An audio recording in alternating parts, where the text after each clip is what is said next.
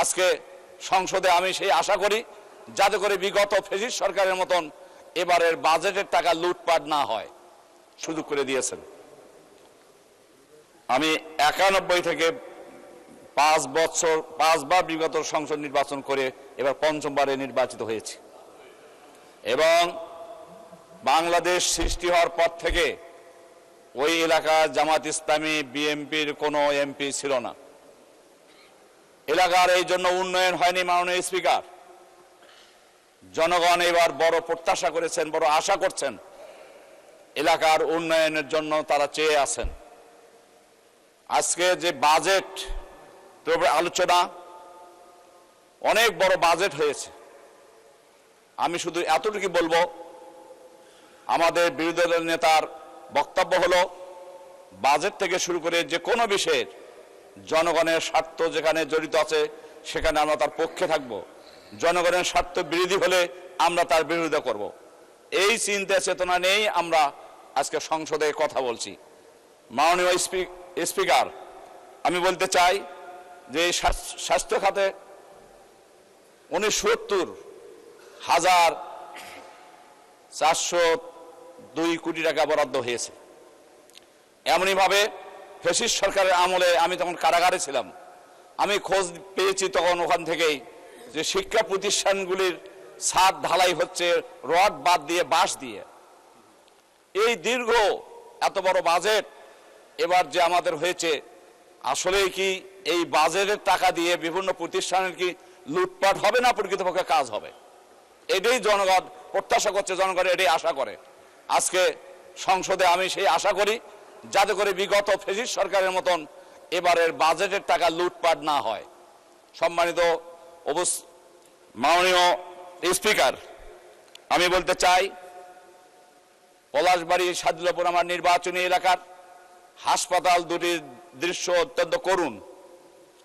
এই উপজেলা দুটির কমিউনিটি যে সেন্টারগুলি আছে, এখানে ডাক্তার নিয়মিত নেই, সেখানে চিকিৎসা নেই, ঔষধ নেই, ঘর দরজা বেহাল অবস্থায় পড়ে আছে। জনগণ এগুলি সংস্কার দেখতে চায়। আমি সাদুল্লাপুরের জন্য জোর দাবি জানাচ্ছি, পার্শ্ববর্তী গাইবান্ধা সদরে পৌরসভা আছে, সুন্দরগঞ্জ আছে, পীরগঞ্জ আছে, পলাশবাড়ি আছে, কিন্তু সাদুল্লাপুরের মাঝখানে তার কোনো পৌরসভা নেই।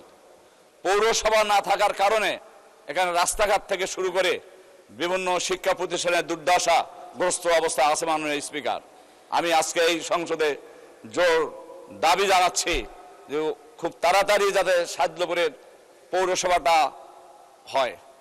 জনগণ অনেক আশা করে বসে আছেন। মাননীয় স্পিকার, এর সঙ্গে আমি দিনাজপুরের ঘোড়াঘাট থেকে শুরু করে যে রাস্তাটা পলাশবাড়ির মাঝ দিয়ে গাইবান্ধা চলে গিয়েছে, এই রাস্তাটা 4 লাইন হওয়ার জন্য আমি জোর দাবি জানাচ্ছি।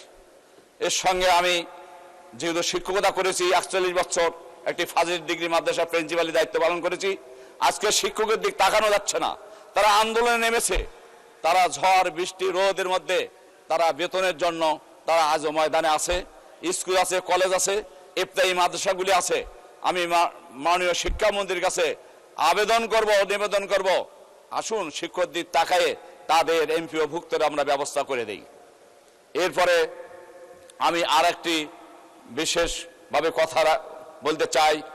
আমাদের এই যমুনা সেতুর যে ব্রিজ হওয়ার পরিকল্পনা হয়েছে, এটা যাতে করে বালাসী ঘাটেই এই ব্রিজটা হয়, তাহলে উত্তরবঙ্গের কয়েকটি জেলা আমরা উপকৃত হব।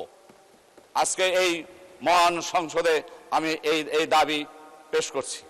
সম্মানিত মাননীয় স্পিকার, আমি পরিশেষে আরেকটি কথা বলতে চাই। সবচেয়ে নিম্নমানের চাকরি কর্মচারী হলো গ্রাম্য পুলিশ। এদের বেতন ভাতা কত? এদের কয়েক ঘন্টা কর্ম করে এরা? একটু বার কি আমরা তাকিয়ে দেখি না এদের দিকে? এরা কিভাবে চলে? এরা রাতে ডিউটি করে, দিনে করে, চেয়ারম্যান ডাকলে যায়, মেম্বার ডাকলে যায়, থানা ডাকলে যায়, সব জায়গাতে এরা যায়, কিন্তু এদের বেতন কত? আমি মাননীয় প্রধানমন্ত্রীর দৃষ্টি আকর্ষণ করছি, এই বিষয়টা আমাদের এই গরিবদের দিকে তাকায়া তাদের একটু বেতন। ধন্যবাদ মাননীয় সদস্য।